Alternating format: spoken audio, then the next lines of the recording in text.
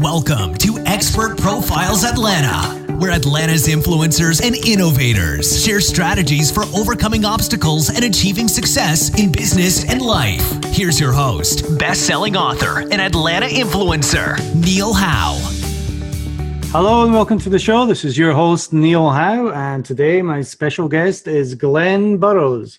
He is the owner of Sweat Equity Fitness in Atlanta, and he's going to share with us today his knowledge in the fitness industry and help us get fit, healthy, and mind, body, and spirit. Welcome to the show, Glenn Burroughs. Thank you for having me, Neil. Well, tell us a little bit about yourself, Glenn, and Sweat Equity Fitness. Tell me why you started in this business. I started Sweat Equity Fitness in 2013 because I felt like there was something missing in the fitness industry. I learned that when I was a trainer at big gym studios, that a lot of my clients would only ever come to the gym for personal training. They would very rarely come there to work out themselves. So I thought it would be a good concept to have a gym where it would just specialize in personal training, not necessarily a regular commercial gym where people come in to work out, but a private training studio one-on-one where it's just the client and the trainer. Excellent. So you're saying that they would come in for their personal trainer sessions, but they wouldn't do anything over and above that. They wouldn't just go to the gym themselves for their own individual workout? Yeah, I would say about around 85 to 90% of my clientele, when I asked them how many times a week they would come to the gym without me just to work out on their own, most of them replied they wouldn't come at all. Well, you know, you got to do the work one way or the other, but I'm sure it's more motivational to work out with somebody who's there beside you and kind of helping you along, right? Oh, it's a lot more motivational to work out with a trainer than trying to do it by yourself sometimes. So what is optimal for somebody to be working out? Is it different for different people? Should they be working out 3 times a week or 5 times a week? What's standard? I would say most individuals need to work out 3 to 4 times a week, but sometimes you might want to bump that up to 5 times a week, depending on your health and fitness goals. And how does that work out with a personal trainer to work out 5 days a week? Does that become pretty expensive? I mean, we offer 30 and 60-minute sessions. And my gym in Atlanta, we do have 3 classes a week, which are only $10 per session. So depending on your budget, we can be pretty flexible and affordable. Well, that's pretty good. And is that group sessions that you do? Oh, yes. We have group sessions every Wednesday night. We do a group session class every Saturday at 11 a.m. and every Sunday at 6 p.m. So 3 days a week, we have group session class to make it more affordable for anybody to work out. So let's talk about your clients. What kind of people come to you, Glenn, and what kind of problems do they have? I mean, we have a vast different clientele. We specialize in everything from weight loss, injury prevention, people looking at enhanced sport performance, or people just trying to maintain their current health situation. So that is a vast array of people that are looking for weight loss. Walk me through the process for them. What do you need to find out beforehand, and what kind of program do you put them on?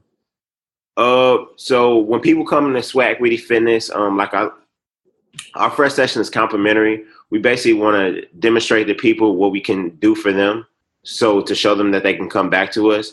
So when people walk into Sweat Equity Fitness the first time, we'll sit down, we'll go over a medical form. So if you have any injuries before, if you've had any like previous surgeries, if you're taking certain medications like beta blockers that may affect your ability to exercise. After that, we get our clients' weight and body fat percentage. And then from there, we ask them about their specific health and fitness goals or what they're trying to accomplish specifically. And as far as somebody who has had maybe a sports injury that comes in and is just needing help getting back to mobility, what do you look for with them?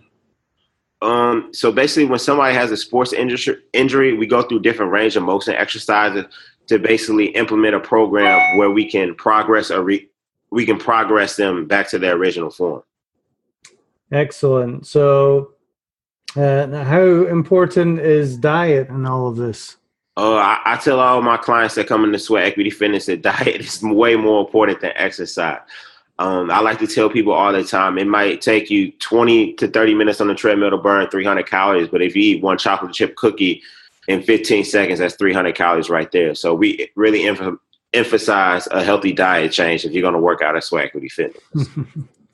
I remember I used to be a PE teacher, and one of the lessons I did with the kids that I was teaching was just had them running around, the track at school that they all hated, and however many calories they burned was the amount of food that they got to eat at the end of class.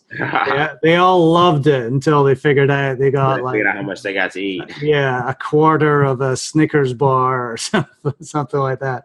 But it was a great lesson to, share that there's a lot of calories in these things, and it takes a lot of energy to actually burn that. So how quickly, after that's been said, how quickly can somebody drop, 15, 20 pounds? Well, I mean, exercise it can work pretty fast, especially if you lived a sedentary lifestyle before. I like to tell my clients, if you haven't been on an exercise program before, the first few months, that's when you're going to see like your biggest results, because you're basically putting your body in a state of shock. So that's the amount that is going to lose the fastest. So within the 1 to 3 months, if you're on a consistent diet and a workout routine with us, that's when you're probably going to see the biggest drop. And it's usually around month 4 through 6 that we have to fight through a plateau phase, because your body's already adjusted to the workout. So we have to switch some things around. Right. And, I think that's something that people have to realize is it's generally taking years to get to the condition that you're in. And, things aren't going to be solved overnight with just a couple of workouts. Yeah, we generally like to tell people, if the weight took you 2 to 3 years to gain, it might take almost double to take it off, depending on how consistent you are. Like the weight didn't come on overnight, and it's not going to come off overnight. No, it is. It's going to be a marathon. It's not going to be an overnight process. Well, you've got to be real and realize that it takes a lot more effort to actually take it off than it does to put it on. It's very easy to sit on the couch and eat all the bad foods, watching TV, but, it's a difficult task to actually get it off. So what do you do to make it fun and exciting and really get them to engage and stay the long haul? One of the things we do and really emphasize with every trainer that works at Sweat Equity Fitness is we put people on workout programs, but we switch it up every single time. We might go from boxing to a high intensity interval training to circuit training to even taking people to parks and training outdoors. But clients at Sweat Equity Fitness know that every single time they walk through the door, we're going to accomplish the same type of goal, but it's always going to be a different workout.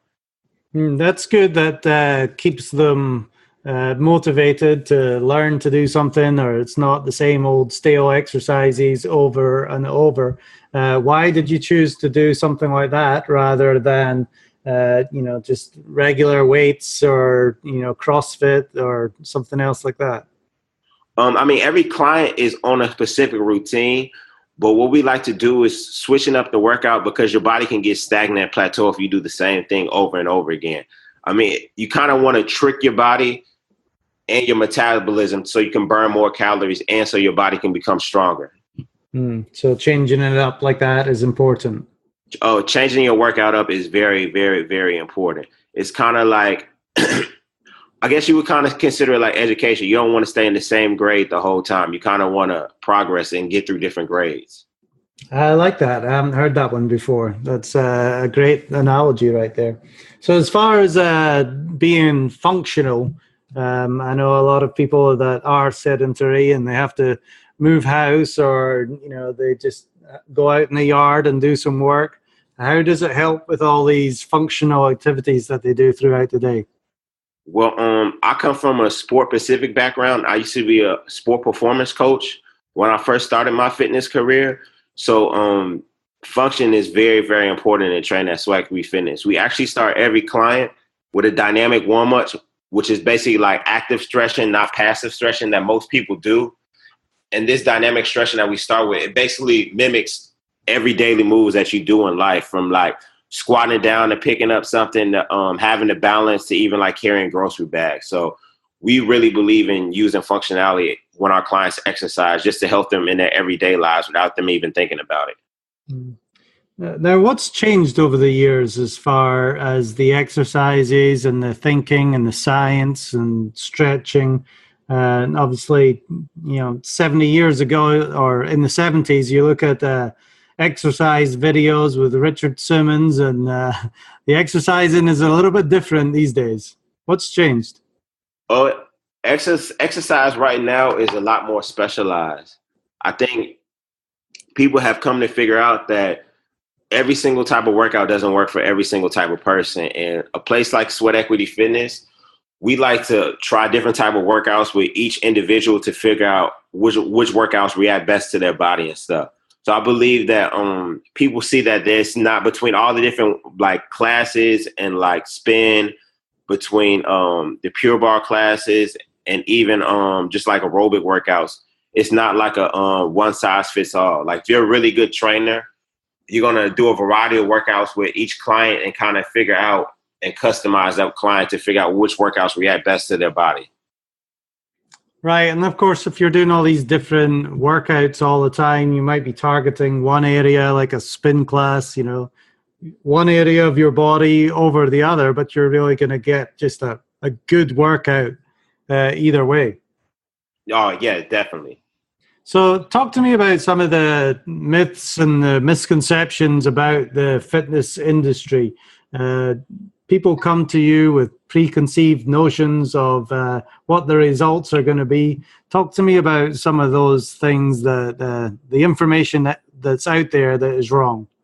Oh, well, like I said, we talked about earlier, one of the things that a lot of clients ask me about is you basically can't exercise a bad diet. I tell people all the time, if you're going to keep eating the same way and think just because you started exercising with us, you're going to lose weight, that's not going to happen.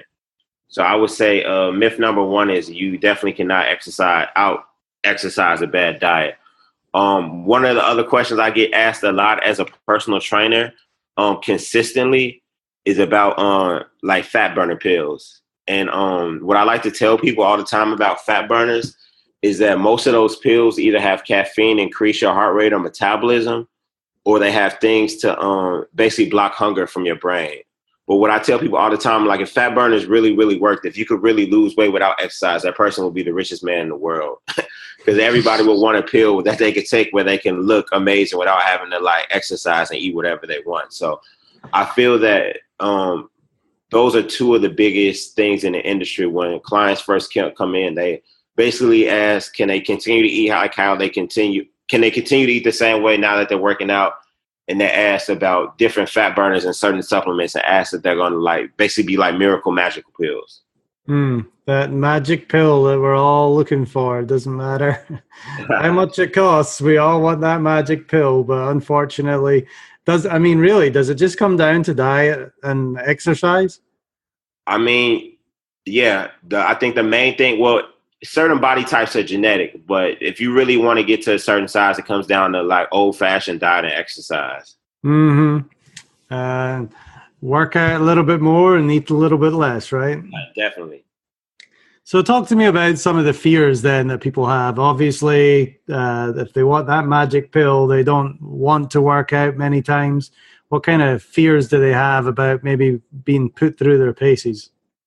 I think one of the biggest fears people have is just they're not sure about how their body. Well, I think they have a big fear of like soreness and if they're going to be able to like walk and function, and then they kind of just have a fear of just trying new exercises. So you kind of want to like start off pretty slow with your client and feel how comfortable they are before you build up and progress with different exercise and workouts. Well, I mean, you said you give a free session, and for somebody that hasn't necessarily worked out before, after that free session, they might not be feeling that great. Is that a good selling point? How do they feel after your free sessions? I think a big part about a personal trainer is psychology and being able to read your clients. So if they feel kind of hesitant, you don't want to go all out that first workout and show them the best you have. You kind of want to take them along at the beginning at a pace that they feel comfortable at. And I feel like once the client gets comfortable with you and see the workouts progressing and they start seeing results, then you can kind of boost up the intensity of the workouts.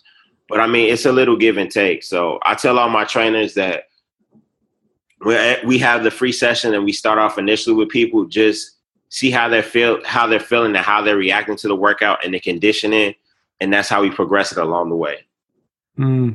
So what do you think the main reason is that somebody who desperately needs your help chooses not to go with a personal trainer? Chooses not to? I would say it's a fear of actually having to exercise. And I think number two is that cost, probably price. They think it's too expensive. So tell me, what are the advantages then of working out with a personal trainer rather than saying, well, I've got a gym membership and, that costs me X amount of dollars. So, I'm good with that. I don't need a personal trainer.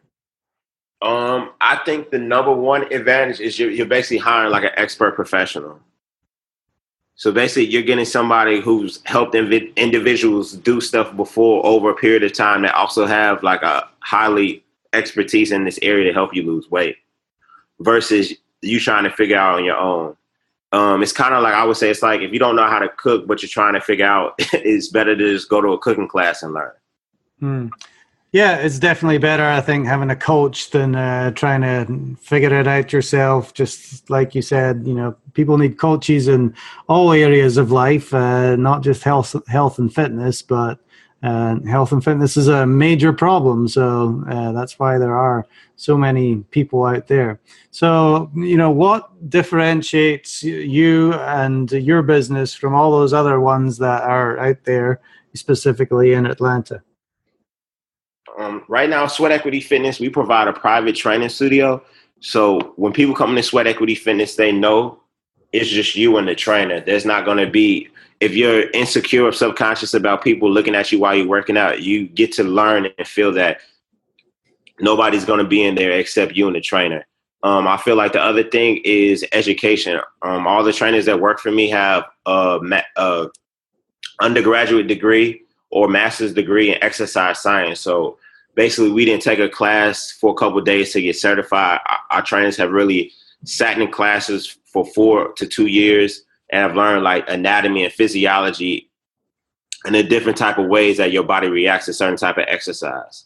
Yeah, that's important, having that background and obviously continual education as well, because things have changed a lot over the years with all the new science that's coming out. But is the fact that people feel that they're being looked at and watched in the gym, is that a real fear that you hear from a lot of people? Yeah, I hear that.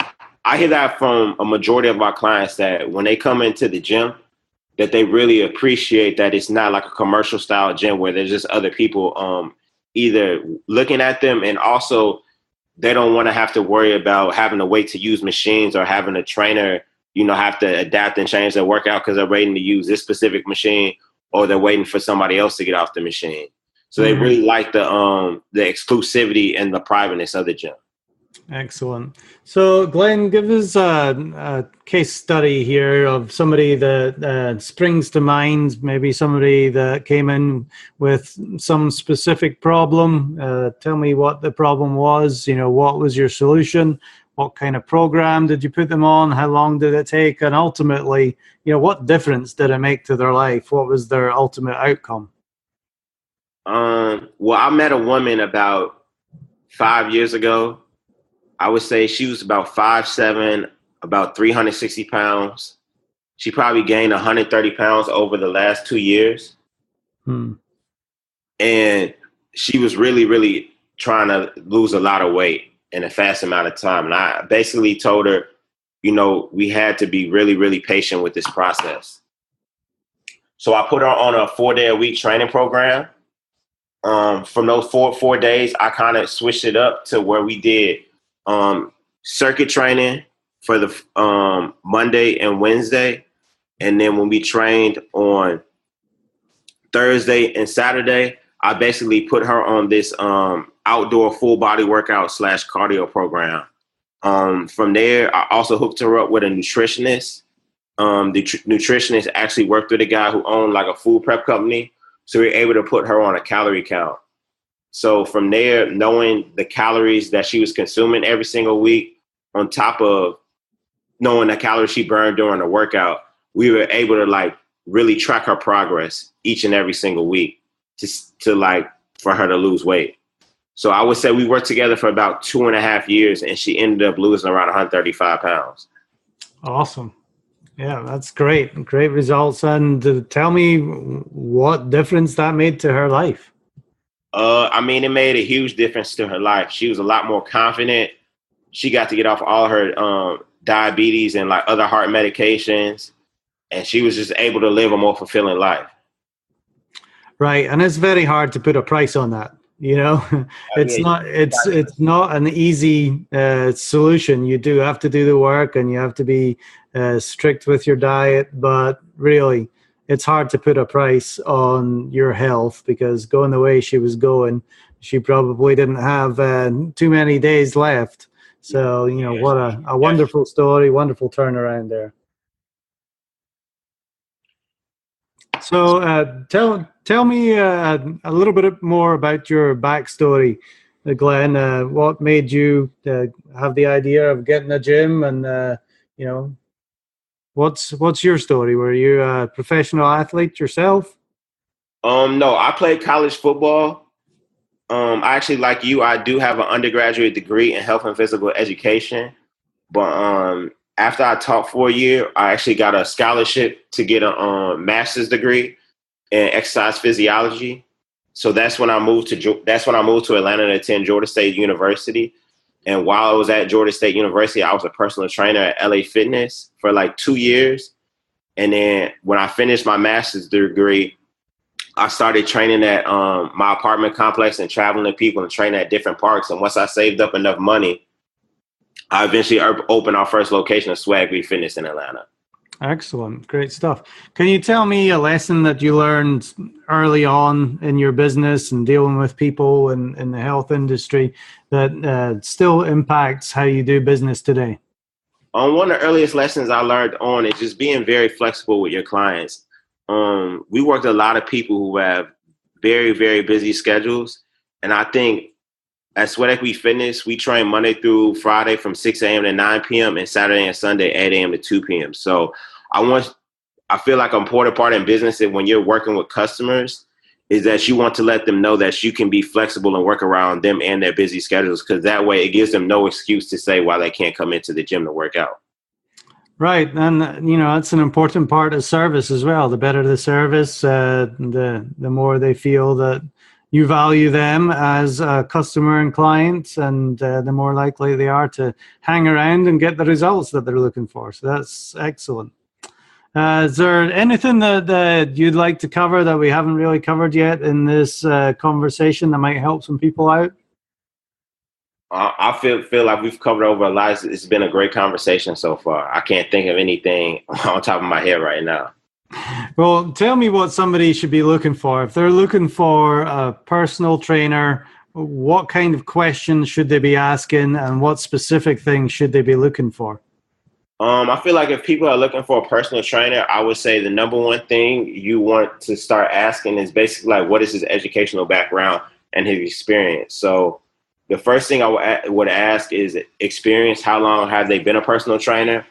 The second thing I would ask is basically like their education credentials. Like, do they have a undergraduate or master's degree in an exercise science related field? If they are a certified personal trainer, you want to do research in the background. You want to do research in their background to see what type of certifications they have.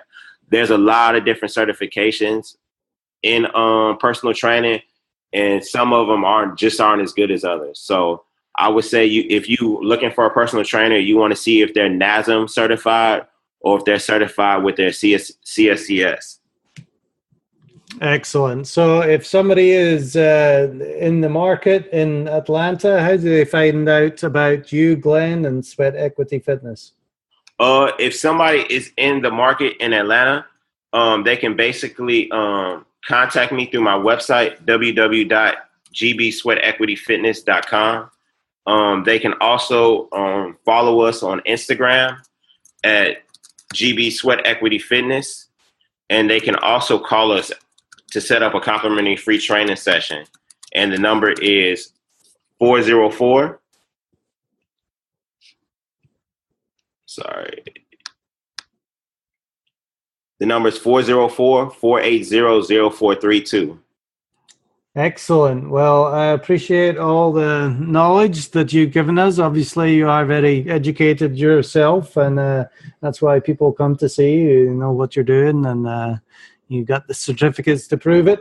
But ultimately, it's all about results and getting healthy again and getting stronger and being more confident in your body, and both physically and mentally. So we appreciate the great work that you do. Glenn Burroughs, he's the owner of Sweat Equity Fitness. Thank you for being my guest on Expert Profiles Atlanta today. Oh, thank you. I really appreciate the conversation. And to our listening audience, if you like what you hear, hit that like button and share. We'll see you next time on the show. Thank you for listening to Expert Profiles Atlanta with Neil Howe. To learn more about the resources in the show or to listen to past episodes, visit expertprofilesatlanta.com.